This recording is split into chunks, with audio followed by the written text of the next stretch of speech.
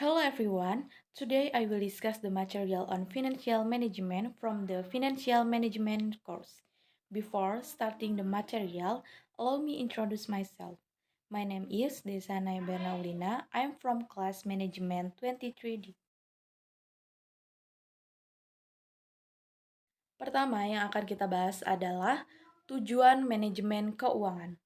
Tujuan manajemen keuangan adalah untuk memastikan bahwa sumber daya keuangan suatu perusahaan atau individu dikelola secara efisien dengan fokus pada pengambilan keputusan yang optimal untuk mencapai kinerja keuangan yang baik.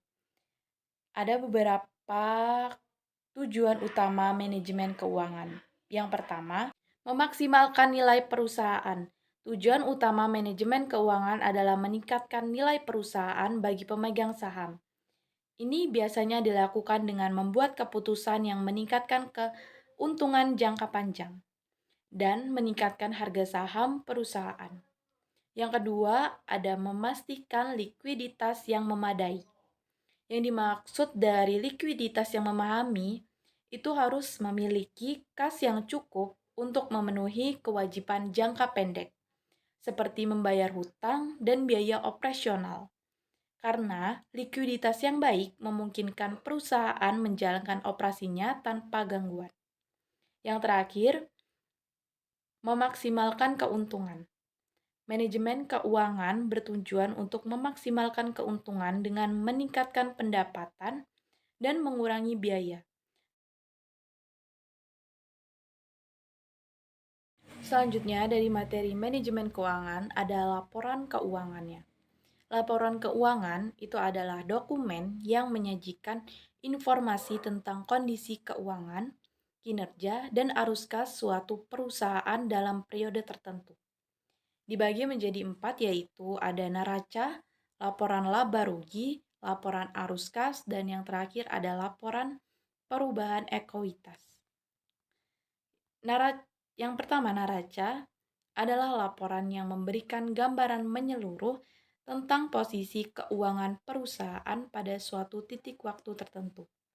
Ini dibagi menjadi 3 bagian utama, yaitu yang pertama ada aset. Aset yang dimaksud adalah perusahaan yang dapat menghasilkan nilai ekonomis, baik yang berwujud seperti properti atau persediaan. Kedua, kewajiban. Kewajiban mencerminkan apa yang harus dibayar oleh perusahaan kepada pihak lain. Kewajibannya seperti hutang, pinjaman bank, dan utang dagang. Kewajiban terbagi menjadi kewajiban jangka pendek dan jangka panjang. Yang terakhir ada ekuitas. Ekuitas adalah selisih antara aset dan kewajiban yang mencerminkan nilai kepemilikan pemegang saham. Kedua, laporan laba rugi. Laporan laba rugi itu juga dikenal sebagai laporan kinerja, menunjukkan bagaimana pendapatan dan biaya perusahaan menghasilkan laba atau rugi dalam periode tertentu. Yang ketiga ada laporan arus kas. Laporan arus kas adalah memberikan rincian tentang aliran kas masuk dan keluar perusahaan dalam periode tertentu. Yang terakhir, laporan perubahan ekuitas. Laporan perubahan ekuitas adalah perubahan dalam pemegang saham selama periode tertentu.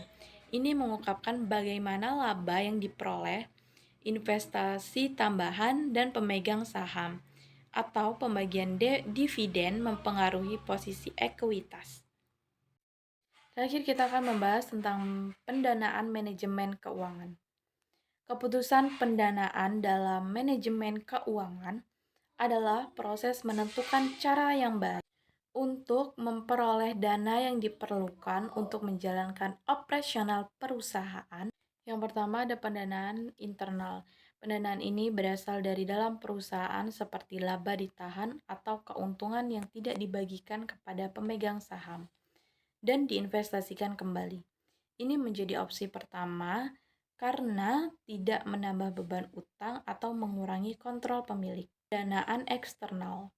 Pendanaan eksternal ada 2, yaitu ekuitas dan utang. Yang pertama, ekuitas. Perusahaan dapat mengumpulkan dana dengan menjual saham kepada investornya. Keuntungannya dari pembiayaan ekuitas ini tidak ada kewajiban pembayaran bunga. Namun, ini mengurangi kepemilikan dan kontrol pemilik asli perusahaan. Yang kedua, utang. Perusahaan dapat meminjam dana dari bank atau menerbitkan obligasi.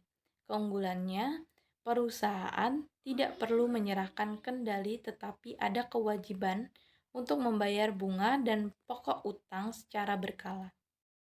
Sekian dari saya tentang materi Financial Management dari mata kuliah Manajemen Keuangan. Saya ucapkan terima kasih.